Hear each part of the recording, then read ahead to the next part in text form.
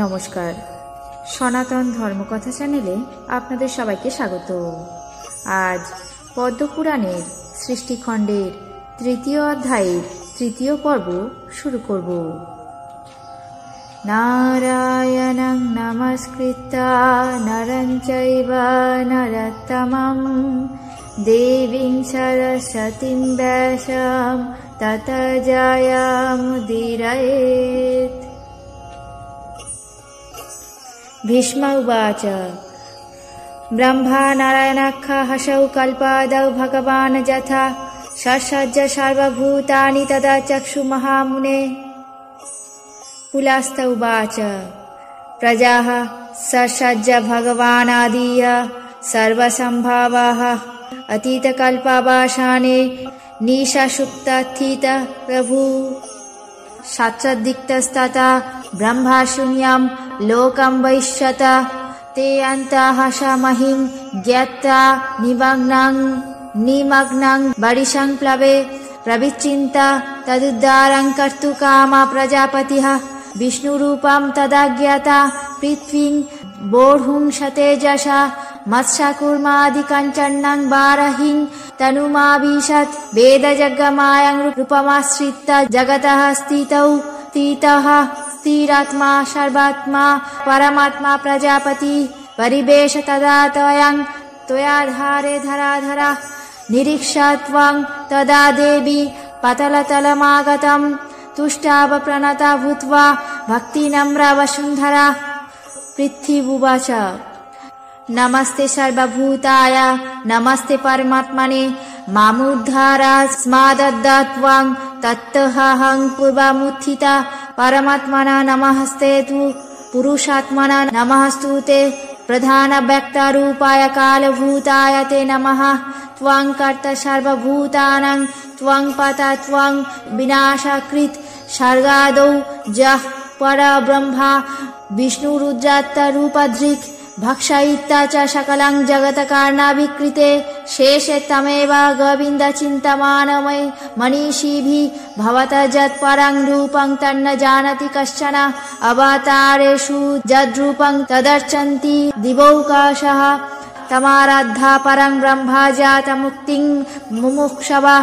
वसुदेवमनाराध्या को हि मोक्षमावाप्स्यति यद्रूपं मनसा ग्राह्यं यदग्राह्यं चक्षुरादिभिः बुद्ध्या च यत्परिच्छेद्यं तद्रूपमपीडमतव तन्नजाहं तदधारस्तत्सृष्टा तामुपाश्रिता माधवीमिति लोकहायामाभिधत्ते ततः हि माम एवं सम्भूतायां एवं संस्तूयमानस्तु पृथिवीधरः समसारध्वनिः श्रीमान जगज्ज परिघरघरम्।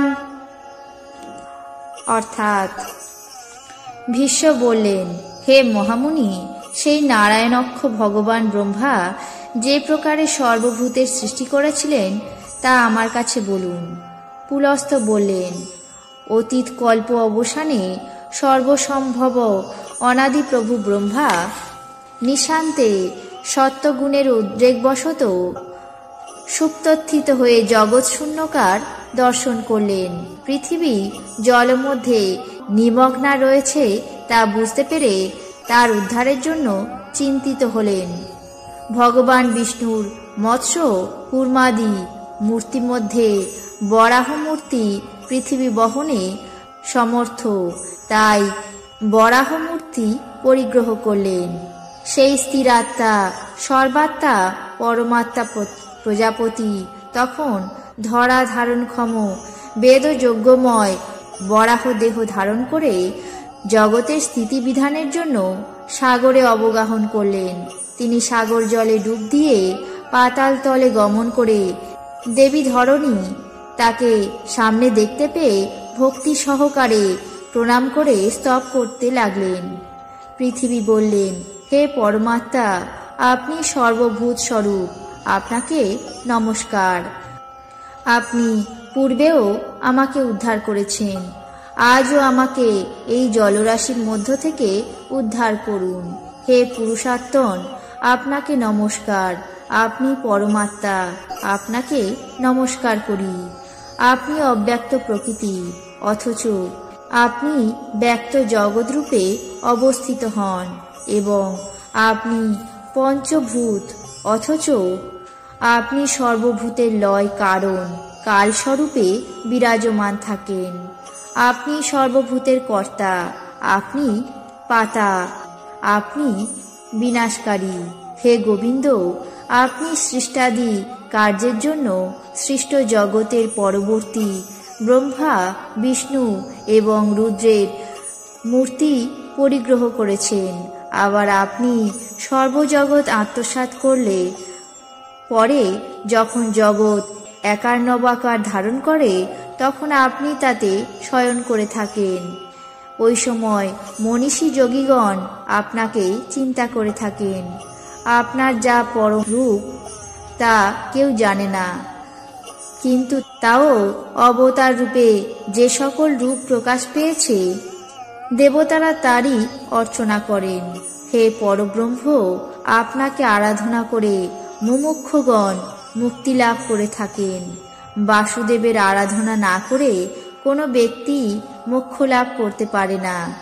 যা মনের গ্রাহ্য, যা চক্ষুরাদি ইন্দ্রিয়ের বিষয়, আর যা বুদ্ধি দ্বারা পরিচ্ছেদ্য, তার সমস্ত রূপই আপনার। আপনি তন্ময়ী, তদাধারা, তৎসৃষ্টা এবং তোমাকেই আমি আশ্রয় করে আছি। এই জন্য লোকে আমাকে মাধবী নামে অভিহিত করে। পৃথিবীধর ধীমান বরাহদেব পৃথিবীর দ্বারা এইভাবে স্তুত হয়ে ঘর ঘর স্বরে গর্জন করে উঠলেন। সেই ধ্বনিতে সামস্বর স্ফুরিত হতে লাগল।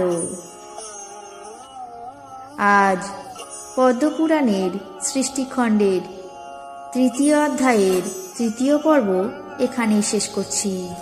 বাকি অংশ আগামী পর্বে পাঠ করে শোনাবো। আপনাদের কেমন লাগলো তা অবশ্যই কমেন্ট বক্সে জানাবেন।